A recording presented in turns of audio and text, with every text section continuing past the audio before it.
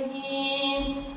بچوں، تو آج ہمارے امام علی رضا علیہ السلام کی شہادت کی تاریخ ہے۔ ہمارے امام علی رضا علیہ السلام غریب کوس بھی کہا جاتا ہے۔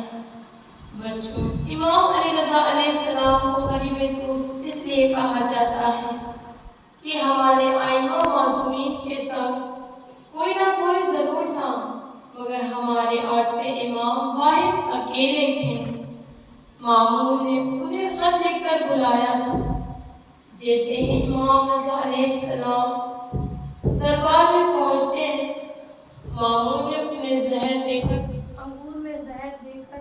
انہیں شہید کر دیا۔ امام رضا علیہ السلام کے القاب میں سے ایک القاب بہت مشہور ہے، جسے ضامن آہو کہا جاتا ہے۔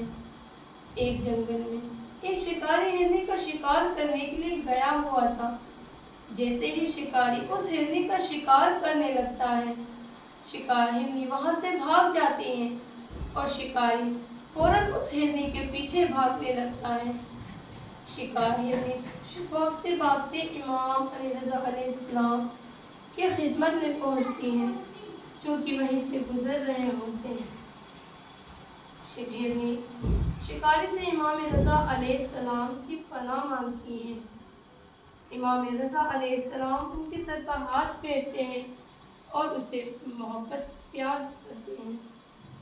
اتنی دیر میں شکاری ہرنی کا تعاقب کرتا ہوا وہاں پر پہنچ جاتا ہے۔ امام رضا علیہ السلام شکاری سے فرماتے ہیں، اس ہرنی کو چھوڑ دو، اسے آزاد کر دو۔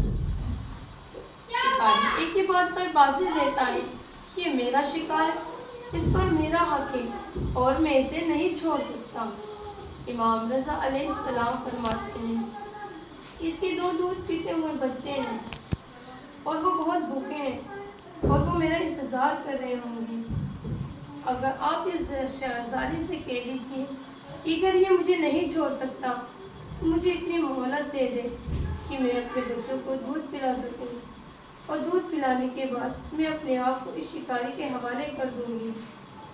اس میں کوئی شک نہیں تھا، امام رضا علیہ السلام کوئی انسان اور جانور کی زبان کو نہ جانتے ہو۔ جو جس زبان میں بات کرتا تھا آپ اس کی زبان میں اسے جواب دیتے تھے۔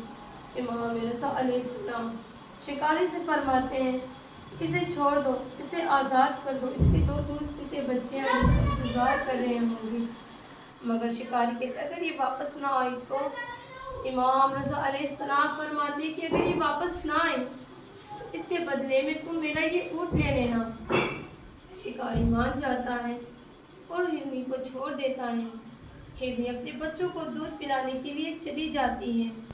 ان کے بچوں کا پیٹ بھر جاتا ہے تو اپنا وعدہ پورا کرنے کے لیے چلی جاتی ہیں، مگر ہرنی کے بچے ہرنی کو چھوڑنے کے لیے تیار نہ تھے۔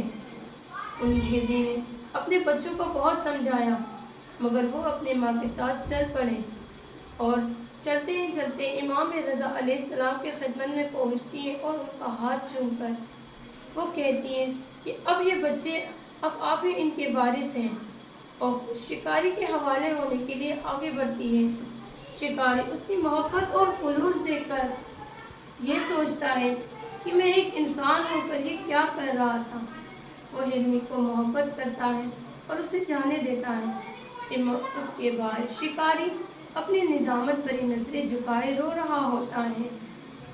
امام رضا علیہ السلام اس کے سر پر دست شفقت پھیرتے ہیں اور اسے انعام سے نوازتے ہیں۔